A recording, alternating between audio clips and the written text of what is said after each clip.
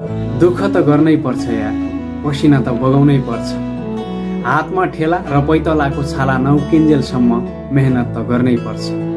जिन्दगी जिउँदै गर्दा कठिनाइहरू आउँछन्। समय र परिस्थिति सँगसँगै बाध्यता र आवश्यकताहरू पनि आउँछन्।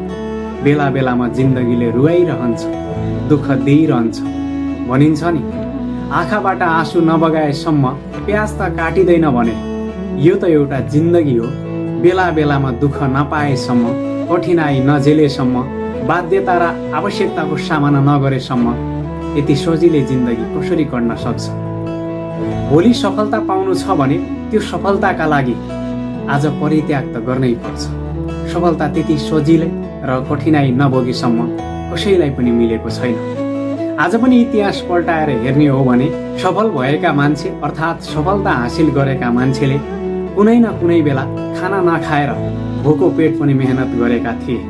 घाम असिना पसिना केही पनि नभनेर दुःख गरेका थिए अनि मात्र सफलता हातमा आएको थियो। भनिन्छ नि, गलत पासवर्ड हान्दा मोबाइलको लक त